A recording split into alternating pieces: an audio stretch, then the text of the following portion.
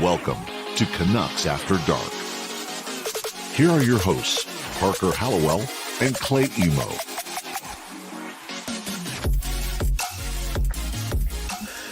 Good evening, Vancouver, and welcome back to Canucks After Dark here on January 3rd, the first edition of the 2022 calendar year, and the Vancouver Canucks are undefeated in 2022. As always, joined by my co-host, Canuck Clay. How are you doing, Clay? I'm great. Happy New Year, Parker. How are you? Happy New Year to you, too. Things are good. How are things with you? Things are great. Although I returned back to work today after a 2-week absence, and I almost forgot my photocopy code. I almost forgot where some meetings were, but overall it was okay. And I'm not looking for sympathy or anything because there's too many good things going on in the world right now. But things are good. Thank you. And I know you're so humble, but tell everyone where you just came from and how your JT Miller like today. Oh yeah, I just came from hockey. That's why I showed up 3 minutes before the show. I definitely not like my usual self. I try to be here a little earlier, but we went to OT. I got my first OT winner in a while, so it was nice to help the boys out. And nice if I'm going to spend all this time criticizing guys like Tanner Pearson, I should at least be able to back it up myself in Division 8 beer league. How was the goal, by the way? How was the goal? It was a rebound. It got it done. It wasn't pretty, but it worked. Right. Congrats, man. Congrats. We've got a lot of stuff to talk about tonight. A bit of stuff. I'm not going to oversell it. Three Canucks games from this past week where the Canucks went the Canuck Clay predicted 2-0-1. We have a bit of news, some other stuff, one game to talk about for a preview this week. The Canucks don't play all week. Their last game was Saturday. Their next game is Saturday. February is getting busier and busier, though. Yeah. And they had that break before Christmas too. So it's almost like they don't want to play any games, or the league doesn't want to play any games. They had 5 postponed, play for 3, and then get 1 more postponed. So I guess that means they play three games in a span of 3 weeks. That's not good for any type of momentum, but maybe the Canucks don't need momentum. They're playing with such bravado and confidence right now that maybe this is a good time to get some systems work done. I don't know. Yeah, and at the very worst, it's some practice time, right? Yes. So that can't hurt too much, especially with these big, tough, scary opponents coming up over the next couple of weeks. But we'll get to all of that. Do we want to start off with the old calendar in sequential order? Start from the top and work our way through. Yeah, I like going chronologically. It makes me the least confused. Fair enough. So we'll start with the middle game. LA to December 29th. This was the Canucks' first game back from basically a 13-day break. Wednesday night game against the Anaheim Ducks. And this has been, it was a night that the offense wasn't really flowing. And I mean, John Gibson is John Gibson. But the big thing for the Canucks has been that they're never out of games seemingly now, even though they have been definitely out of games in the past. It is a 2-1 overtime win. I don't think I put overtime in the banner here. It really blends in with my shirt. But it was a good way to return nonetheless. And it's crazy, Parker. This game, I know we outshot Anaheim 37-23. We, the Canucks, I pretend I'm on the team. So Gibson was kind of doing what Demko does to other teams, right?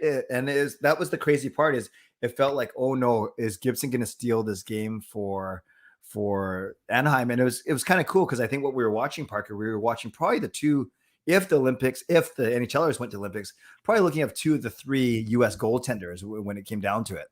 Definitely 2 guys in the running at the very least. I know John Gibson hasn't had the best year thus far, but whenever he goes against the Canucks, it always seems to be a real tough showing. I mean, the Canucks put up 37 shots on goal that night. They only score, the 1 goal in the third period, early in the third. So probably like the 25th shot and the 37th shot are the only ones that go in. John Gibson was fantastic, although the Canucks goaltender did all right himself as well. Thatcher Demko stopping 22 of 23 in this game. Just a great performance all around.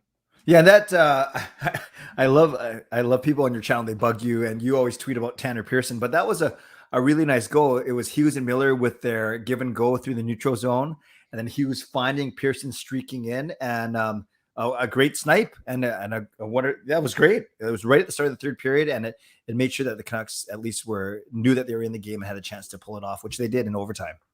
Yeah, of course. And they get to OT, and it's a scary OT, and it gave me a little bit of a flashback to the Blues 2 years ago when Tyler Myers and Bo Horvat fall behind the St. Louis net, Yes. and then it's a 3-on-0 the other way.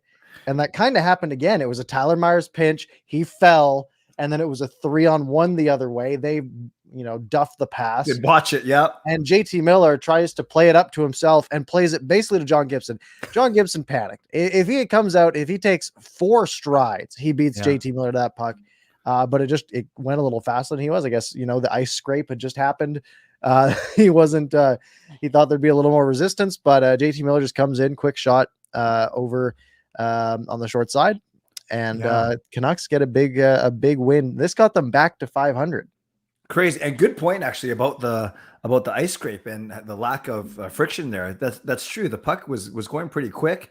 And you know what I think it was? I think that Gibson had flashbacks of Ryan Miller, Milan Lucic, just a big collision, and maybe he was sympathizing with his fellow American goaltender. So maybe that's why. And we know that the history and how Miller and Gibson were teammates. So Miller was joking around about he always goes glove on him. So this time I think he went over this blocker, right? I think so. Yeah. I think every goalie's right-handed basically. So it would have been the blocker. So yeah, great. It was awesome. It was a good win. And I got to give you credit, man, because you're the one who always saying that if the Canucks can make the playoffs, it's not Vegas, it's not Edmonton, although they kind of suck right now. It's not Calgary. Yeah, but you've always been saying it's Anaheim. And I watched that game. Anaheim was bad. Maybe the Canucks were good, but Anaheim was turning the puck over so much, especially in the second and third period. The Canucks looked like the much better team that night. Yeah, my only real downside for the Canucks that game was just the defensive zone. The Canucks were kind of lazy at times. But other than that, the Canucks were just the better team. You look at the shots, right? You look at Connor Garland with 5, Höglander with 6, Horvat with 6, Pearson with 7 shots on goal that night. Guys were getting opportunities, and John Gibson just wasn't letting anything pass. But it was a game that the Canucks deserved to win. And hockey is one of those sports where, you look at basketball, right? And there's, 70 baskets made a night or 80 baskets or whatever. There's not a lot of luck involved, right? Yeah. The better team usually wins in basketball. That's why you get teams that go 73-9, for example. In hockey, when you have games that have 3 goals total, it's really easy for one little thing to flip. So there's a lot more that can go wrong. And that's why better teams don't win as many games, right? You get the occasional 60-win team, but that's super rare. Yeah. So games like this where you can be the better team, you can get goalie, but when you have a good goalie on your end too, eventually you will win more games than you lose in theory. Okay, be honest. When you saw Myers blow a tire in the neutral zone and Miller was still on the other side of the red line, did you think that Anaheim was going to score and that was the end of the Canucks winning streak under Boudreau? Yeah, so I'll give you a bit of the background when I do my post game shows. There's a couple things I have to do because I have my little sidebar with who scored and all that stuff. So I had double clicked the text box to add in who had scored, and I had turned my light on because I expected it to be over. And then I turned the light off, and then Miller scored, and then I typed Miller in there. It just felt, I was like, all right, they got a point at least, but it just felt like one of those ones that wasn't going to go their way. Just because, 3-on-1s, usually don't go the Canucks way. But sure. And nice anticipation on the double click then. I'm glad you were still able to use that to type in JT Miller's name, which is pretty cool. The other thing I wanted to call out, Elias Pettersson, 7% in the faceoff circle that night. How do you get to 7%? I think he was like 1 for 14 or something. 1 over 14. Yeah, I think it was 1 for 14. Oh, I turned off. There we go. Yeah, 1 for 14. He is 7.1%. I actually thought that was a typo when I saw that, Parker. Like I thought they're missing maybe 37%. Because you look and you see another 7. You see Pearson's shots were 7. You might have 7 hits. Myers had 7 hits that game. You don't expect to see a 7 in the faceoff percentage column. Yeah. But that was a rough night in the circle. Well, if I may, Parker, only because I know you're cranking, you're making sure the show goes good. I'll read out any super chats we get. It's not 7, but it's a 10. Thank you, just incredible. Canucks keep rolling. Oilers keep losing. I know Parker wants to talk about that later. And their fans calling for Tippett to be fired because they want what Boudreau is bringing to us, along with the Nadia and Red story. 2022 is off to a great start. We agree, Justin, with everything you said, and thank you for the generous donation. We are Look at that good profile picture too. Yeah, that is him and Andrew, I think. No, that's you. Oh, it's me. Oh, it used to be. Oh no, Andrews is. Oh, that's nice. I think Andrews is Andrew and Justin. I get so confused, but thank you. Yes, that's all. That is a good picture. Yeah, we will talk about the Oilers later. Trust me, that is on the docket, and I'm excited to do that. Let's move on to the Los Angeles Kings. So the Canucks going into this game, a chance to get above 500 for the first time in ages. It doesn't go the Canucks way. And, the guy who you expected to score for LA, Brendan Lemieux, gets one for the Kings. Horvat answers in the third period. And again, the same scenario where the Canucks are down a goal going to the third period. It feels like they just can't get anything to go. They weren't playing very good. And, but they still make at least something work.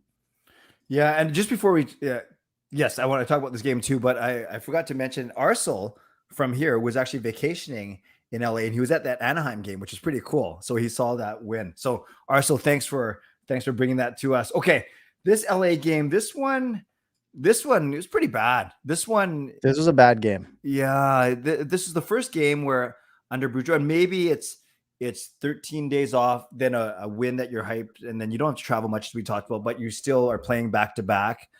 Yeah, that was a rough one. That was probably the first time under the Boudreau regime that I was not even that they weren't playing well, but it wasn't even fun to watch. I don't know. Maybe I'm being too harsh. I mean, that second period was the problem, right? LA outshot the Canucks 17-3 in the second period alone. Canucks bounced back from it though, right? They only allowed one goal. Yaroslav Halak was fantastic in this game. He stopped 34 of 35.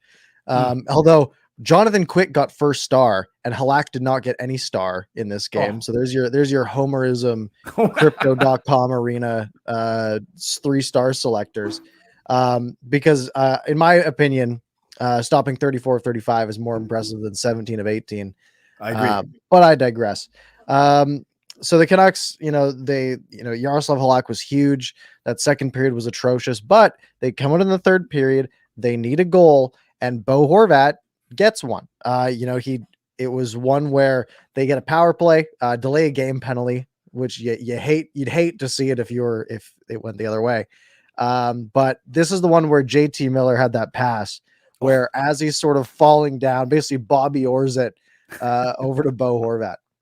It was so sweet. And we're getting used to these Miller to Horvat passes on the power play. Usually it's the other way where Miller's on the right side, sneaking the puck through a bunch of defenders and then Horvat tipping in from the left, but they're reversed. And yes, that was an amazing pass, Parker. And Horvat to have the wherewithal, fighting off a defender, stick on the ice. That's it sounds easy, but it's not always easy when things are going crazy and you're trying to tie up the game. So yeah, that was nice. That was very nice. Absolutely. It goes to a shootout and Kempe scores in round 1. Horvat again just keeps being clutch, had to score in the third round and he did. And then who didn't score? Tanner Pearson, when he needed to score. Tanner Pearson didn't score. Arvidsson did, and the Canucks lost. But how about PD Miller and Garland that didn't score either? No. That's the Pearson had to. No, I mean I like picking on Pearson a little bit, but I mean it was a game they stole a point. And we talk a little bit about, and it's still a stretch, right? This whole playoff race idea. But if you are gonna get in there, you got to steal points when you can, right? 1 point is a big deal when you're, instead of being 3 points back, you're 2 points back or whatever the numbers end up being, where you can go in and it's not against the law to have good goaltending. And the Canucks had great goaltending that night, and it earned them a point. So yeah, it's crazy. So they beat Anaheim, but Anaheim gets a point. So really you gain a point on them as opposed to 2. But then same thing, exactly what you just said. We actually get a point out of that game, and a game we probably should have lost. So LA's gap doesn't get bigger than, I mean, it gets smaller than it could have been. So it's nice to, I know we're going to get to it, but it's nice to beat these Pacific teams in regulation. I think that's the goal heading forward. I think it's got to be. Absolutely. Fully agree. Let's go to the final game of the week. And this was the Canucks' opportunity to win the week, right? They come into this game against Seattle. Remember, another chance to get above 500. And this game, I felt like I was watching it and I kind of was zoning out because it just felt like it didn't feel that exciting. It felt like, oh yeah, the Canucks are the better team. They're just gonna like slowly take them apart. They just sort of dominated this game. You look at the shot counter, you're like, oh well, it was only 3 shots difference, and but that was score effects, right? The Canucks came out strong. They came out with 2 goals in the first period from guys you want to see scoring, right? The lots of the offense has been driven by Horvat and Garland and Miller and the like lately. But now you get guys like Podkolzin and Höglander scoring in the first period. Yes, it was nice. It was the day after that Boudreau said he needs guys not named JT Miller and Bo Horvat and Besser, and he threw Petey's name in there too to score. Yeah, and you get Podkolzin, you get Höglander, you get Mott with a really nice goal in the third period. So they got the secondary scoring that Boudreau was clamoring for, I should say, not clamming. He wasn't on the beach. He was clamoring for it. And I agree with you. It wasn't the most exciting game, but it also never felt like Seattle was threatening, did it? No. And it's because they really weren't, right? I mean, the Canucks were up by 2 and then they were up by 1, but you know, the Canucks still had the run of play, right? And the big thing that stood out to me is after the game, I went into Natural Stat Trick, where I like to, check out things. And I think if I remember correctly, Seattle had 0 high danger chances in the first and second period. Yes, I did. Yes. And that was the big thing, right? It never felt like they were like on the edge of scoring, even though they had a lot of shots. You look at the heat map, they're all around the outside. The Canucks played excellent. I was going to say that about the heat map. Once you taught me how to read those things. You want more heat around the logo. I thought it was the opposite, where that you're trying to score in the other net, but no, right around the Seattle logo there. I think in the first period, weren't there only like 4 dots, and they were way outside the dots, so to speak. So yeah, the Canucks never felt threatened. It never felt like Seattle was threatening them, and that's the way it should be when you're 10 points clear on a team, and you're the team that's still won 7 of the last 8 points in 8 straight games. You have to bury those teams home or away, and the Canucks did. Mm-hmm. And Gordie-Howe hat trick for Tanner Pearson, your buddy. And look, the way he got it was a little suspect. It was a good fight, right? He saw Garland get rocked. John Garrett didn't like it, and Tanner Pearson went after him, dropped the gloves, whatever. Then he gets a second assist on the Connor Garland insurance goal. Yeah. And then he gets that's his assist for it. Then he gets an empty netter. So it is the sneakiest, easiest way to get a Gordie-Howe hat trick you could imagine, but technically it counts. Now give me the background, because I've missed the genesis of it. Do you just like bugging Pearson for fun, or do you actually not like something about his game or him? He's kind of bugged me early this year. I don't know. He just hasn't seemed he hasn't played great. He's been playing better this last week or so. Yeah. I think these last 3 games Pearson played all right. I just don't think before that especially under Travis Green, I thought he was invisible for the first part of the season basically, and he's getting better. The Canucks need him to be better. And I've just when he scored against Anaheim that he scored. I think I tweeted out, I've never said a bad thing about Tanner Pearson in my life.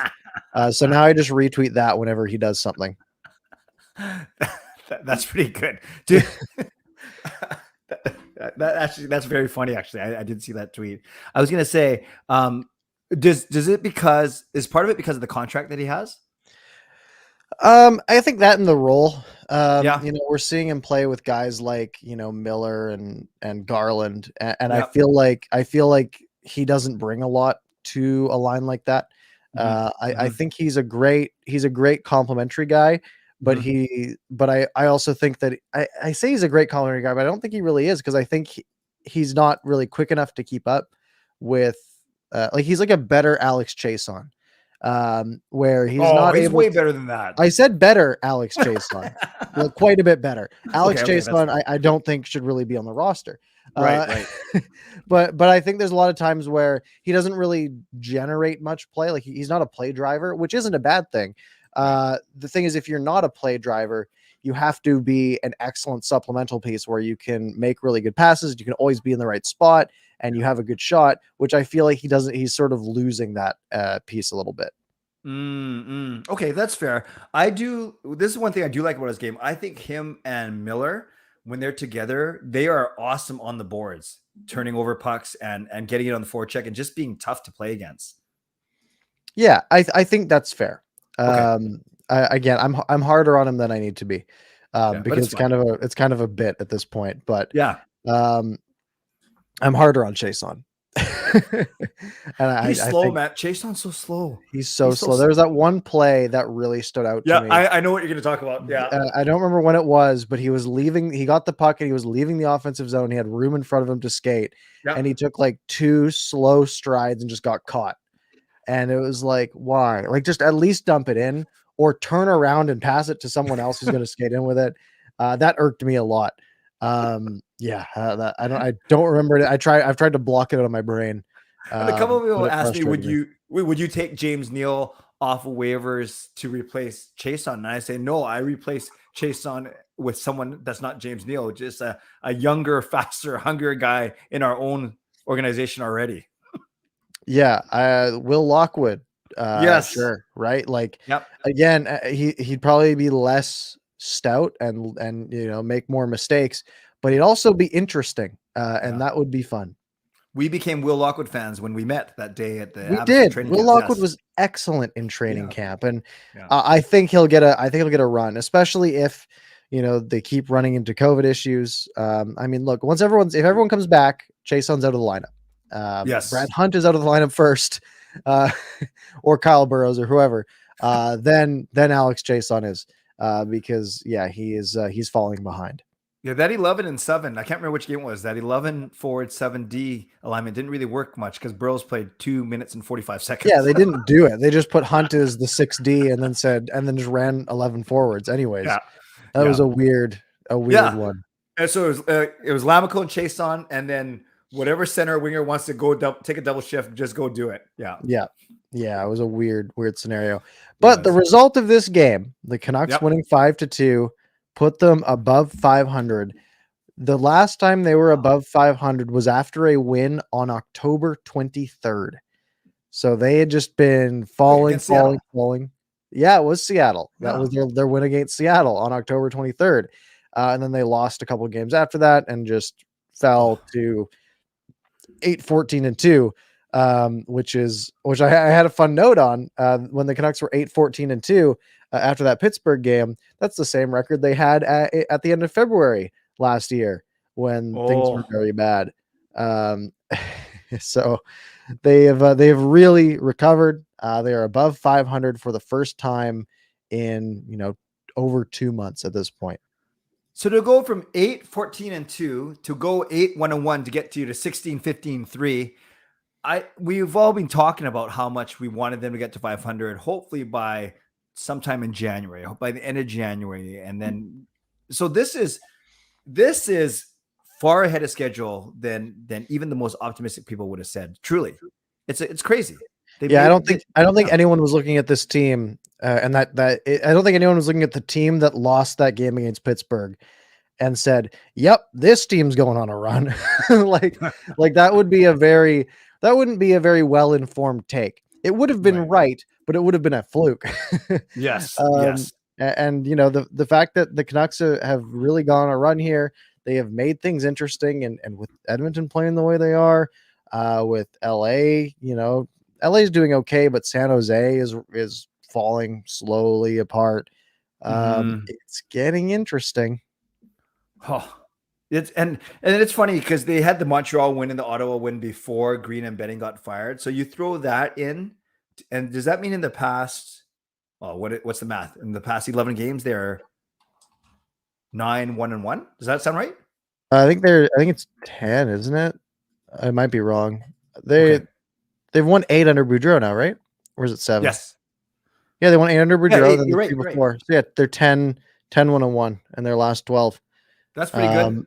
Yeah, it's really not bad. And the Pittsburgh game doesn't count. That game was a win, right? If we think about it, you look back on it, you look at the result. They beat Ottawa and Montreal. They won organization based against Pittsburgh because Pittsburgh got everyone fired, and the Canucks then won a bunch of games. That's just a big win. So I think I'm having a bit of deja vu here. I think I asked you this last week, but I'll ask you once again because I think it's a fascinating topic. Was Benning actually okay in forming a great roster, and now it's showing that the coaching is being the difference, or still a good time to move on from Benning as well? Benning did fine. He took too long to get there. That's right. You did tell me that. Yeah, I did have deja vu. And I still don't think he was a good GM. Yeah. So this leaves the Canucks. They coming into today, at least according to the Athletics odds, and man, Dom was getting so much heat on Twitter today. And it was really funny to watch because he has the Canucks like an 11% chance at making the playoffs, double digits now. Which I mean, you look at the standings and you look at the way this team performed earlier, and that doesn't seem that unrealistic, right? They have to get ahead of San Jose, LA, and one of Edmonton, Calgary, or Anaheim. Right. And they have to stay ahead of whoever's fifth in the Central, right? To get that fourth wildcard spot. And Winnipeg is well ahead of the Canucks on points percentage. Not well ahead, but a couple points ahead in theory. And you know, the Canucks aren't going to be on this run the entire season, and they played really bad at the start of the season. So I think 11% is pretty fair. Now, if you want to bring some recency bias into account and say, well, look, they're clearly playing a different game than they were, 4 weeks ago, right? And I think that's fair. Then, if you take that into account, which models aren't going to do, right? They're gonna, wait the entire season as one typically. Then maybe you get up to 20%, 25%. If you had said a month ago that this team would have a 25% chance of making the playoffs, at this point, you would have said you're lying. There's no way.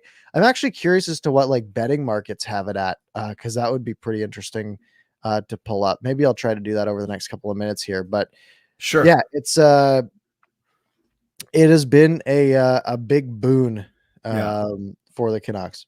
Well, you know what? I'll give you that minute, Parker, to pull up the betting odds if you can do that quickly. I know you can, and I'll talk very quickly about what the Canucks have to do to make the playoffs, and to talk about what you said about recency bias and 11%. With the Canucks being at 35 points in 34 games, if we agree that they need 94 points to get in the playoffs, so they have to still make 59 points in 48 games. I have that as 28, 17, and 3. So 28 wins, 17 losses, and 3 extra time losses. So there's your 48 games. There's your 59 points. My friends, that is still a 101 point pace. So it's very rare that the Canucks recently have played on a 101 point pace. You might say, well, Clay, they've won 8 of their last 9. They've won 10 out of the last 12. Of course, they're going to make that 101 point pace. A lot easier said than done. And we've already alluded to it. They have a murderer's row of teams coming up in 2 weeks. So as optimistic as I am, and as Parker can be at times, let's be realistic. It's still going to be tough, despite how well they are playing. Did I stall enough? You got it? I think so. Right, the only odd I was able to get was from DraftKings. Okay. And they have the Canucks odds to make the playoffs. Yes is plus 400, which means if you bet 100 and they did, you would make 400. So that's basically 5-1, which is 20%. No is minus 550, so you'd have to bet 550 to earn 100. So that's about 6.5-1. So somewhere between 5 and 6.5-1 for the Canucks to make the playoffs, according to odds makers. So that would be 15 to 20% or so. Yeah. Which I think is pretty fair. Yep. Even the most optimistic look right now is capping out at 15 to 20%. I think great point. So Parker, are you going to put any money on this team to make the playoffs? I did before the season, and they need smart. to step it up. It wasn't smart because I had like even odds when I did it, and then they lost a bunch of games. So you should have bet now. Yeah, okay. It's looking a little better. I might add a little more to it to boost the odds, but yeah, it's still a bit of a run they need. It's plus 400, you said. So you got to bet 100 to win 400, or you'd win 400 profit, so you'd pocket 500. Okay, gotcha. You get your 100 back. So yeah, 5-1. So yeah, it's plausible, and I mean, let's talk about. I mean, while we're on it, let's talk about the division as a whole. Yeah, The let's do Oilers it. lose again with 5 exclamation points. I didn't. I mean, I was busy during this game, but they lose. I mean, is it up? Where is it? Where's the score? 4-1. What was the score? Did you see it? 4-1. Lost 4-1 4-1. Rangers. Yes. The Rangers are 22-8-4 this season. They are hot. And it continues to be goaltending for Edmonton. Their goaltenders have been bad. And it's, they relied early in the season on Connor McDavid and Leon Draisaitl to outscore their bad goaltending. But Mike Smith was also playing excellent at the start of the season. Mike Smith gets hurt. Koskinen's forced to come in. Koskinen's not very good. He sucks. Okay, well, a little harsh, but not wrong. And then so now Mike Smith's still out again. He came back for a couple of games, played terribly. And now Koskinen is back in, playing bad, and the Oilers are in trouble. 2-6-2 in their last 10. That's not good. That is not good. I'm trying to pull up their goalie stats here. Mikko Koskinen is 19-12-7, so well above 500, but a 319 goals against average and a 900 save percentage. So he's getting those wins or he's 12-7. I don't know where I got the 19 was games started. The columns are weird on NHL.com. But he's 12-7-1. Okay. But he's on a 900 save percentage. Mike Smith is 2-1-1 with a 391 goals against average and an 897 save percentage. So they're allowing goals. Their save percentage leader is, I want you to guess. Now I just listed two goalies for you. Yeah. Who do you think their save percentage leader is? Because not either of them. Yeah, I don't even know who their third goalie is, so I'm going to make up a name. His name is Derek Rusty Wickets. I don't know. Stuart Skinner has a 916 for them. He's a 23-year-old. Sounds like an actor or a musician. Yeah, he's got a thick mustache, but he has been their best goalie. But yeah, I mean, they're basically riding Mikko Koskinen at this point, and it's just not going well. And the fact that you have Connor McDavid, who has 53 points, and Leon Draisaitl has 52, and they're losing all these games because they're allowing 3 or 4 goals a night. Wow. Actually, it's funny in the chat though. People were saying that Stuart Skinner is a decent young goalie. I believe you, obviously, that because I don't know. I thought his name was Derek Rusty Wicket. So, okay, Mike Smith's only played 4 games this season. He's appeared in more. I had it pulled up. Where'd it go? I lost it. Okay. It's gone. I can pull it up really fast. Here we go. He started 5. I think he got yanked in 1. Okay. So it didn't count as his own game because I'm assuming they won or Koskinen let in the winning goal or they won. Yeah. But yeah, he's been injured for most of the season though. Right. Which is the issue there. So Skinner's been playing most of their backup role. But yeah, they are a 2-player team. I mean, Nugent Hopkins has 26 points, 23 of those are assists. So those are all just from playing with McDavid and Draisaitl. And the rest of their guys are basically at 20 or below, and a lot well below. They got a lot of guys with 2-3 points in their lineup.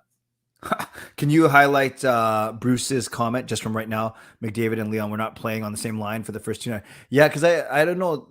I don't know the exact stats, but I know that the Oilers get caved anytime that line isn't on the ice, obviously, because of how much they do score, yet they're losing so much. So it's interesting that they got broken up today. I guess desperate times call for desperate measures, right? Yeah, and it's not working still. Yeah, I mean, you look at it now and you look at the standings. The Canucks the Oilers have 1 game in hand on the Canucks and are 3 points up. It is getting closer and closer now. We look at this and you look at the Canucks schedule and you think, oh, there's a lot of chance for that to get flipped around. The Oilers have Toronto on Wednesday, but then they have the Sens and Blackhawks, and then, the Panthers, which are tough, the Flames, which might be tough. And then the Canucks and Oilers, January 25th. That's going to be a big game. 3 weeks from now, that is a game that, if the Canucks win it, that's a 4-point swing and could be huge. Imagine it might even happen before that. Although imagine if we passed the Oilers on that night, but we have a very tough schedule coming up too. So Yeah, I won't get too far ahead of ourselves, although it's fun. yeah, absolutely. A last little bit of Canucks, a couple more Canucks things. Sure. Thatcher Demko was named third star of the month. And I looked at this, I'm like, oh, why wasn't he the first star? And then you're like, oh, Austin Matthews scored like 12 goals in 10 games or something stupid. So okay, I guess And who was second? that.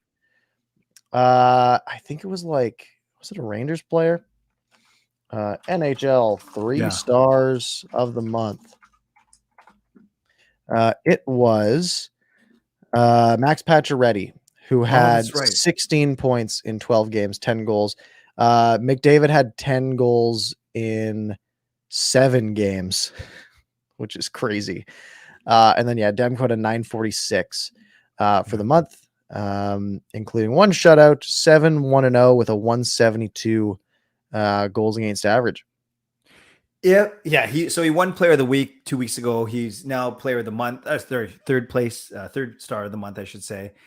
If people hadn't heard about Demko from the bubble in 2020 or from a couple decent, not a couple more than that last season, they got to know about him now, don't they, Parker? He's got to be on everyone's radar. He has to be. Absolutely. He is he's getting known. I mean, he's got a 920 this year, and a lot of that with, pretty rough play ahead of him. He leads the entire NHL in time on ice. He has played more than any other goaltender, playing 27 of the Canucks 33 games. Wow. And all of those starts hasn't had to come in relief, but 255 and a 920. He has been, the reason, a big reason that this team has won throughout the month of December, right? The Canucks have played a much different style and things like that, but you look at these games and almost all of them are tight games, right? We've had like 3 or 4 go to overtime under Boudreau at this point. And a lot of that is thanks to Demko. So has Halak only started 6 games this entire season? I think so. Wow. Yeah, he is 8. He's played 8. Just played 8. Okay. There might be some iffy math on my part. How many games the Canucks played? 34. 34? Okay. Then I'm missing 1.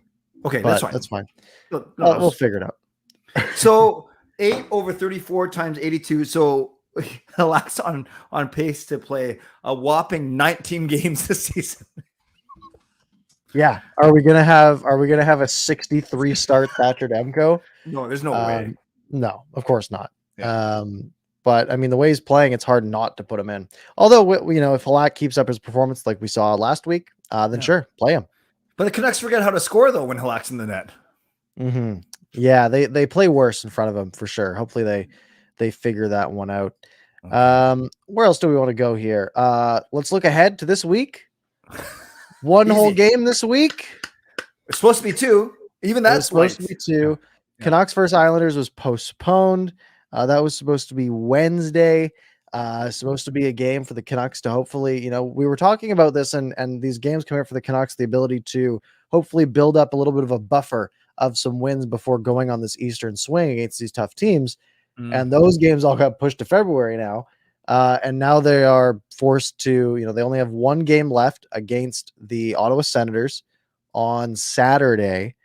And then they are basically up being thrown to the wolves. They take their Florida road trip. They got Florida, they get Tampa, they get Carolina, they get Washington, Nashville, Florida again. So you really want to win this game against Ottawa, try to carry some momentum into those games, and then hopefully you can snag a few points while you're on the road. So I'm just looking at the overall NHL. Granted, it's by points and not by points percent. Oh no, let's even go by points percentage. Yeah, great, awesome. Carolina, Florida, the top 2 teams in the league by points percentage. Washington 5th, Tampa 6th. So we're playing 4 of the top 6 teams in 1 week. Great. Yep. Awesome. Hey, get them out of the way, right? And look, I mean, if the Canucks can go 500 over those games, which is a tall order, yeah, but maybe you go like 1-1-2, or something like that in those 4, then you're in a decent spot, and you just don't want to lose any ground. Hopefully the Oilers just keep losing, and then everything's fine. That's true. So, are we both going to go out on a limb and say the Canucks go 1-0 this week? They got to win the week. They have not lost a week under Bruce Boudreau. So statistics say that they will go 1-0 this week. 1-0. Score prediction: Ottawa Senators. Is it Matt Murray? Is that still their goalie? While you're looking I love what you said at the end of your live stream, Parker, when I jumped in and I wasn't. I was affirming us and our good predictive skills, and you said yes, but they did not win 4-2 in any of the 3 games, which is true. So I'm going to take a 4-2 Vancouver over Ottawa just for the heck of it. I'm looking back at Ottawa's last few games. Yeah. They lost 6-0 to Toronto. Ooh. They lost 4-3 to Philly, 2-1 to Ottawa. They beat Florida 8-2. What? Then they beat the Lightning 4-0 as well. I think the Lightning and Florida both had COVID issues. Or they forgot to show up. There's been a lot of high scoring games. The Canucks beat Ottawa 6-2 on December 1st, and I say they do it again. 6-2 on Saturday night, Hockey Night in Canada. Brock Besser returns, hat trick on Matt Murray, just like the good old days. Well, I love it. Justin says it's 6-1 if it's Murray, but 4-2 if it's Forsberg. Yeah, I think that's kind of fair. I went on to you go into the Senators page, and if you go to a team's roster, it only shows you like the players that are on their active roster. Okay. So that's why like Stuart Skinner wasn't on the Oilers page. Matt Murray is the only goalie listed. Where's your other goalie? I'm confused. And he's only played 7 games this year. Matt Murray, how many wins has he had in his 7 games this year? He's had 7 games only. He's started 7 games. He has 1. My guess is 1. 0. What? He is 0-6 in his 7 starts with a lovely .883 save percentage. He got waived. Yes, he did. This also says he has 2 shutouts on the right-hand side on the team leaders. This is from last season. This team leaders thing is from last year. What a terrible website you have. Yeah, hard to have 2 shutouts with 0 wins. It's like, Connor Brown leads the team with 21 goals. No, Brady Tkachuk has 12, and that's the most. What website are you on? NHL.com/senators/stats.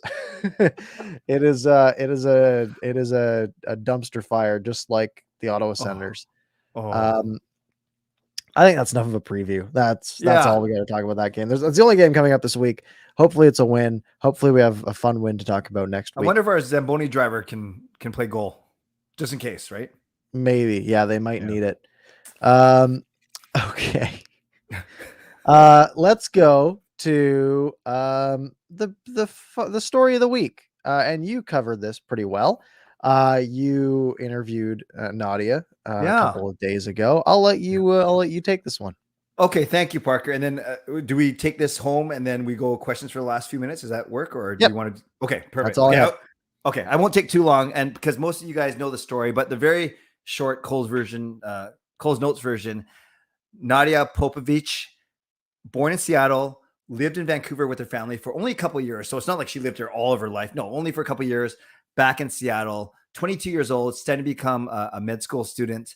She was at the game on October 23rd, Vancouver, playing in Seattle. Seattle's home opener, first ever home game, sitting behind the bench. And she noticed Red, his nickname, Brian Hamilton, our assistant equip manager, walking back and forth, handing little sticks and gloves. And then one time walked by her, his jacket lapel fell, and she noticed a mole on the back of his neck.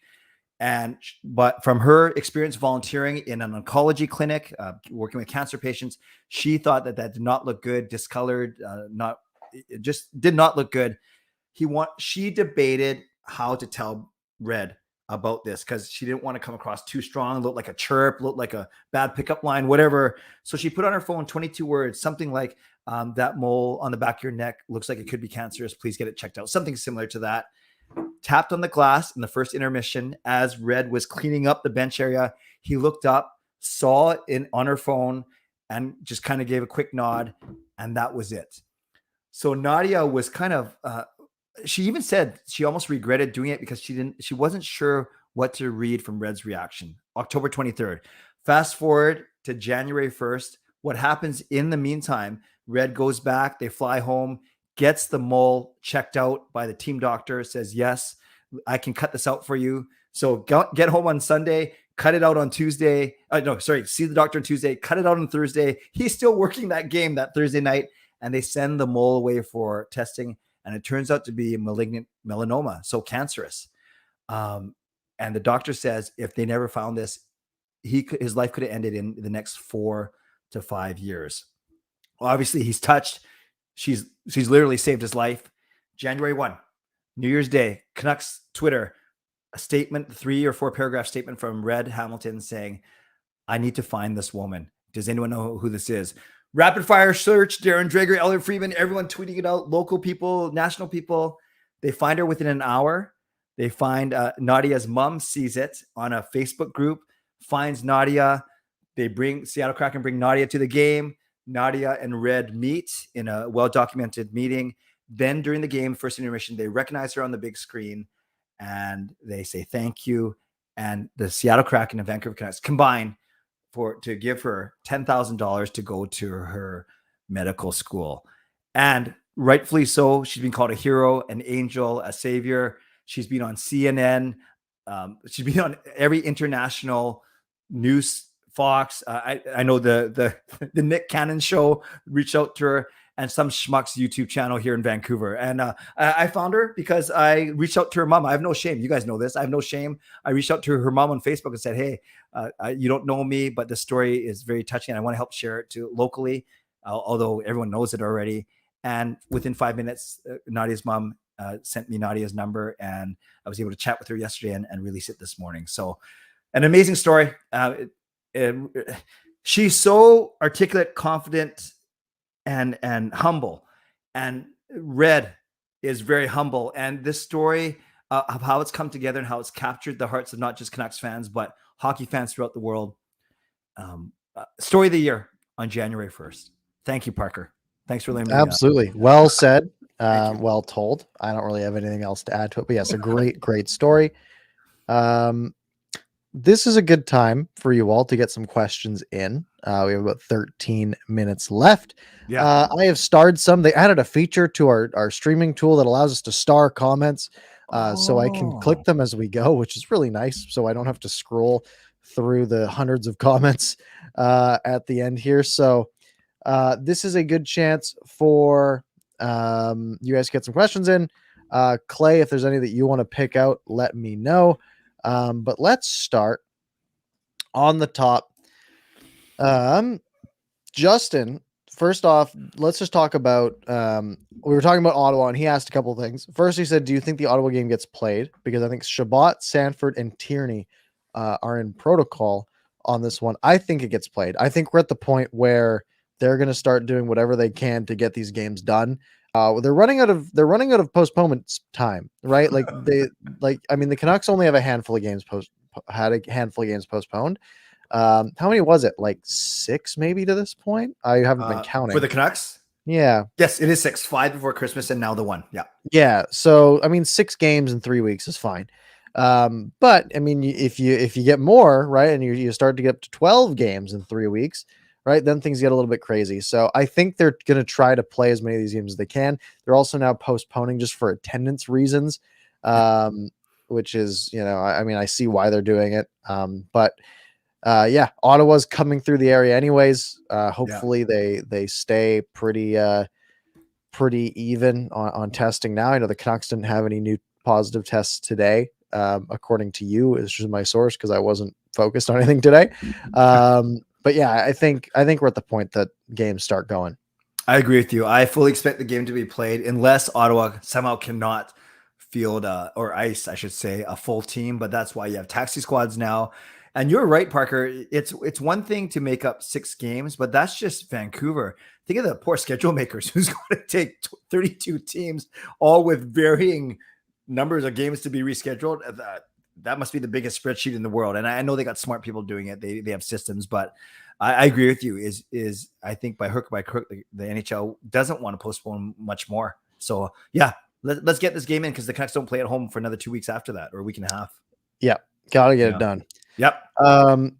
Arcel asks, what changes do you think the Canucks will make before the trade deadline, and what do we need the most? You can take this one. I actually, Arcel, not to weasel my way out of this one, but I think it's going to be determined by what happens in this next 3 weeks. I really do, because if you fall out of playoff contention even further, then you can look at moving players to restock your prospects and get some more picks, as Rutherford says he wants to do.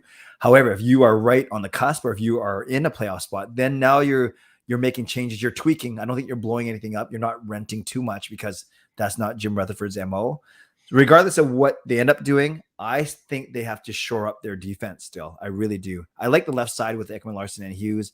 And then I still want to see Rathbone up here. On the right side, Myers is playing very well, but then you have similar guys in Hamnick and Pullman. And I don't know. I like Hamnick's game. He's been inconsistent. Pullman, I don't know if you can call him even a bona fide third pairing guy. What do you think, Parker?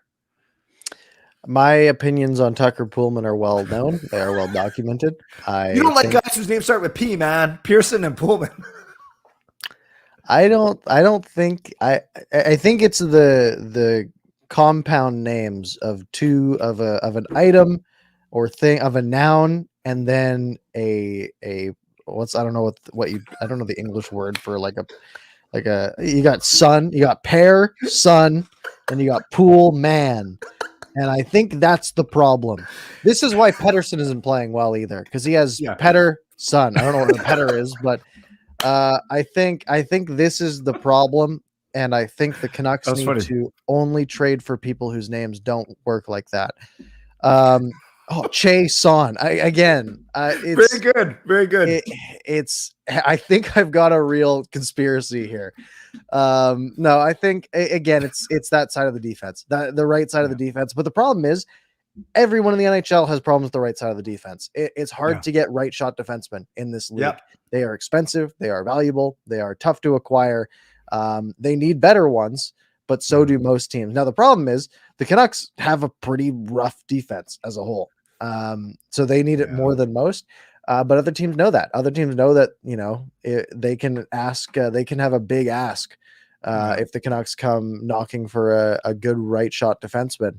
And with, the comments, and GL Reworth brings us up about, how Rutherford doesn't want to trade for draft picks and doesn't want to trade away draft picks. They're not going to go out and get a 31-year-old right shot defenseman to shore up their right side this year. Right. But you do have to give to get, right? So if they're not going to be giving up draft picks, they've got to give up they'd probably have to give up a decent offensive player to get that right shot defenseman. All good points, but I'm just distracted. Now we got, if you go Podkol's son, Ekman Larson. Yeah, no, I know, but it's pretty funny just what you started. But maybe I was going to go, I think Podkol's, and I know you like him. So maybe it's the TP guys, Tanner Pearson, Tucker Pullman. Maybe that's the one. That's also fair. TP. Yeah. That's an item. And another item you can have is an air conditioner, AC, Alex Chason. See, we can start to work things out here. Household items as players by Parker and Clay. You can always find some way to connect things. But yeah, I think it's tough. It's really tough to find that right shot defenseman. Tanner Pearson could be an option. Jim Rutherford is no stranger to trading Tanner Pearson. He's done it once. He can do it again. And he did it for a great shot. Good Branson's right shot, right? Please don't do that again. Please don't trade him for Eric Branson. That's not what we need. Is he a right shot? Yeah, he's a right shot. Yeah. See, there you go. Yeah, I don't know. It's difficult. I think Pearson's probably your best trade bait though at this point, and he's not a great trade bait. If he keeps playing the way he is, that's great, because it might be a good opportunity to sell at least a little bit high, and honestly get out of the last 2 years of that contract, because I don't think Tanner Pearson 2 years from now is a $3 million player. That's fair. Tyler Myers, some people have said, but he's playing very well. He's almost had a resurgence under Boudreau. The other one I think about is Jason Dickinson, because he signed for a few years. He signed for, it's not chump change, and he's kind of underperformed. Now maybe he's starting to find some chemistry with Horvat and Höglander as the shutdown line per se, but haven't been particularly impressed with Dickinson just yet. I agree. Dickinson did not start the season well. He was pretty invisible for the first 20, 25 games. He has been better. and I don't think that's really in doubt. But it's not like he has he's got a $2.65 million contract for 3 years. If he continues to be, if he continues to be like that first chunk of the season, then he's not a good fit. But if he's playing like he's played recently, then I think he can live up to that contract. I think that's really what it'll come down to, though. You know why we don't need Eric Goodbrand's son? Someone pointed that out. Look what you started, man. What have I done? That's good. It's good. That was pretty funny, actually. I think this is a good theory, a good working theory. Okay. Let's watch. We come next week and people are just going to rifle off. They're all going to come with their own names. Yeah. Any questions that you're noticing here that you want to grab? I love the one that you highlighted. Who ends up with more goals by season's end, Podkolzin or Höglander? You can see the ones I highlight. I can. That's sweet. Yeah. Well, I guess that makes sense. I just thought something was wrong with my monitor, but yeah, no, that's good.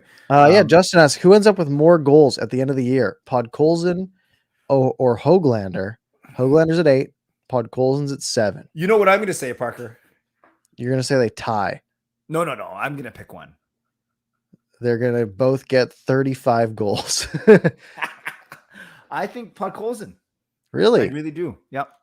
I really do. And I've nothing against Höglander, but right from the start, I said I was excited for Podkolzin's year. So I'm going to say Podkolzin. Yeah. I think I like that too.